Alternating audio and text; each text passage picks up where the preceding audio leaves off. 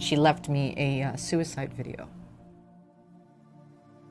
Basically, if you're watching this, it's because I'm dead. She's like, I need you to use your voice about what happened to us so that people learn and people change and people do things differently for that next generation. Like, you have to use your voice. And I was like, how about we negotiate and I don't use my voice and you just stay. You kind of live through this trauma and it kind of reverberates throughout my entire indigenous family. I don't really have a happy story. I have like a very devastating story. My first memory was, having my mouth taped shut. When I was a kid, my adopted parents were driving to the community of Gonawage, which is the Mohawk community that's closest to Montreal. And my parents were driving in their Mercedes-Benz, and I was about 12 years old. He drove around the community and he said, look at these houses. Everyone you see is on welfare, and if they never ate, and if they never spent any money on food or rent, they could still not afford this Mercedes-Benz we're in. And then he stopped the car. He goes, you want to tell people you're Indian? Get out.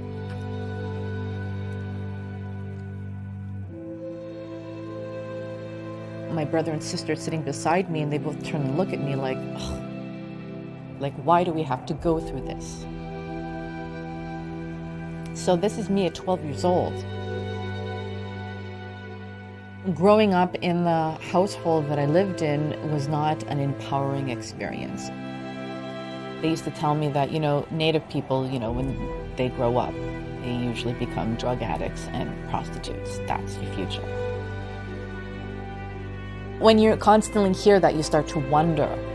And that's why it was so important that I had my bubby, because she used to tell me, you're going to do great things. She totally saw that I would do really amazing things, but I didn't believe that because there were a lot of instances growing up where they would put me in a position where I should be ashamed of who I am. So my bubby, my Jewish grandmother, just thought I was the most incredible kid ever. And she was always thrilled to see me. And it was always like a treat to spend time with her. My parents used to say that, Native people are the dregs of society. So why would you want to tell people you're that? You should just tell people you're Israeli because you're dark. That's a good story. Go with that. And I was like, but I'm not. And I don't want to pretend I'm something that I'm not. It got to a point that it was so hard to live at home that I thought I was going to just kill myself. So one night I just packed up some clothes and I left.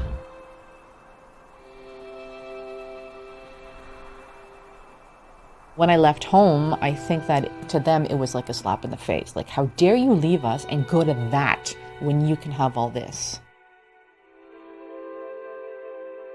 I am from Lac La Ronge, Saskatchewan. I am Cree. My mother, she had about 7 children. All of them were taken, pretty much all of them into foster care. For whatever reason, I was the only one that was put into the 60 scoop. The 60 scoop was the government's policy where they took Aboriginal children from their homes and they placed them with non-Indigenous families. And they did this on many different levels. Me and my sister Sonia were already in a foster home together. Social worker comes in, takes a look at me, and then looks at my older sister and says, that one. My parents went into Jewish Family Services because they wanted to adopt children. They didn't think they could have natural children. They basically had, a photo album of Indigenous children from all over Canada. And they stopped at my picture, and for whatever reason, they're like, we'll take her. The social worker put me on a plane from Thompson, Manitoba, and brought me here to Montreal. My sister, in the foster home, we slept in the same bed by choice, but when she woke up, I was gone. So she didn't understand. She was 6. She was not considered adoptable. that really affected her. So she was like, where did she go? She thought maybe our biological mother came, picked me up, and left Sonia in the foster home. It affected her profoundly that she did not know where I was and that she was looking for me.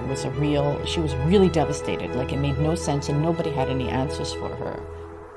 Now I'm in Montreal with this white family that I don't really know. Not sure what I'm doing here. And you know, it was incredibly difficult. From what I understand, I barely spoke for like months. I mean, I remember literally looking at the sky and thinking, I have a mother and sister out there.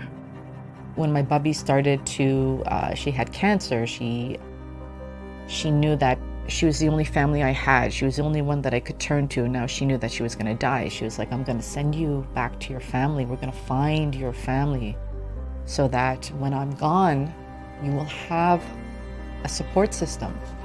So because of the documents that I had before, there was a listing of all the family members.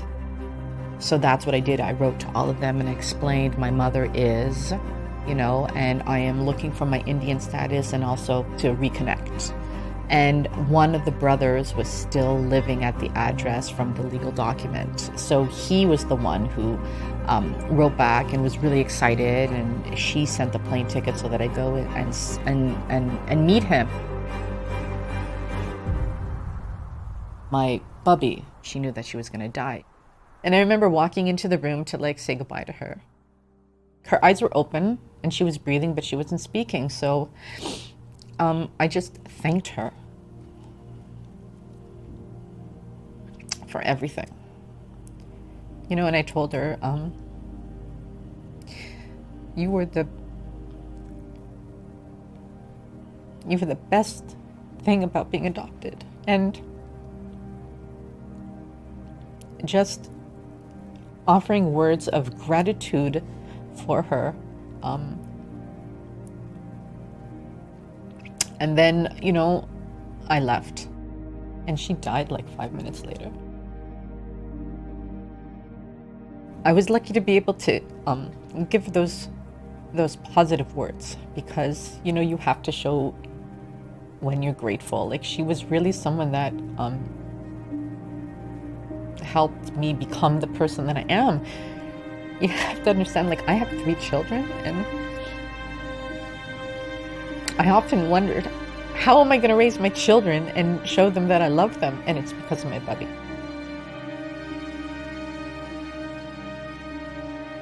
I was at a hotel and my sister came into the hotel and we were both at the reception area, and she recognized my voice, which is so weird because she hadn't heard me since I was 3. But as soon as she heard my voice, she knew it was me, and she gave me a big hug.